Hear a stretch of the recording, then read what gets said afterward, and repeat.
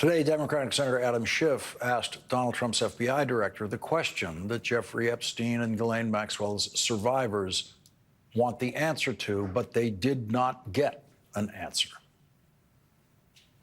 Right after she gives this testimony in front of an FBI agent, among others, she's transferred to a minimum security prison not suitable for a sex offender like herself.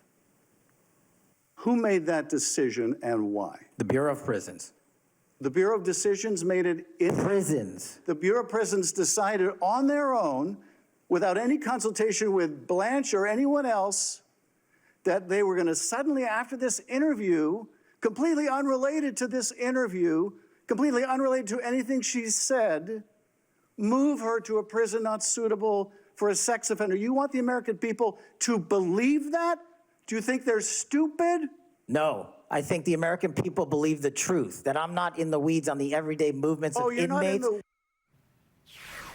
Senator Sheldon Whitehouse is back with us. Senator, he claims not to be in the weeds. Is that the answer to everything for him?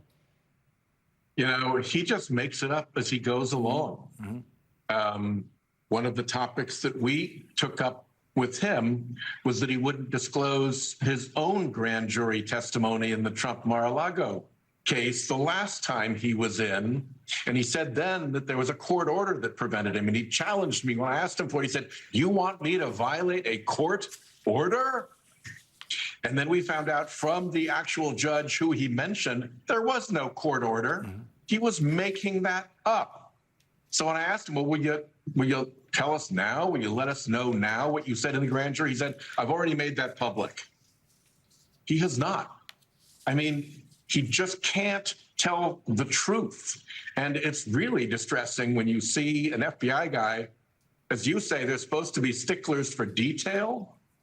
They're even more supposed to be sticklers for truth. But not in this case. He'll say virtually anything that gets him through the moment. What did we learn today about this is a hearing about oversight of the FBI, operations of the FBI. What did we learn today about how the FBI is actually operating, how the forces in the FBI are being deployed? Well, we learned from a lot of the questioning that there's a whole lot fewer staff because so many people have been run out or fired. There's a whole lot worse expertise because some of the people who were run out and fired had technical expertise in national security areas that really matter.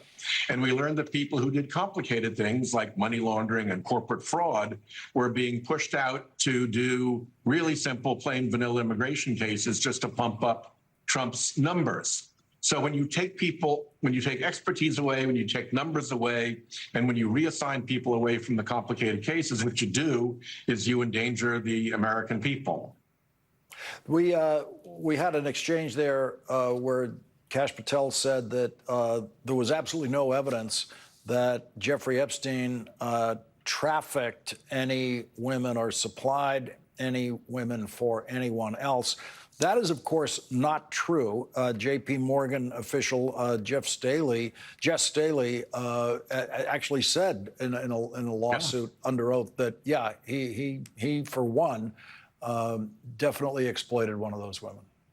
Yep, without a doubt. And then you have the whole enterprise that Ron Wyden, Senator Wyden, the chairman of the Finance Committee, ranking member now, has been looking into, of the billions of dollars in Jeffrey Epstein transactions going through multiple front corporations that he ran, facilitated by a very big bank, and how many of those payments went to different women, and what was that for? Why were those never investigated? Where was that work when Pam Bondi and Kash Patel said they were going to get to the bottom of the Epstein scandal? This was stuff that they had, and the reports that divulged it are called suspicious activity reports. How much more of a clue do you need to give the FBI chief that something is suspicious than to hand him a report that says on the top of it, suspicious activity report? It's like the Keystone Cops over there right now.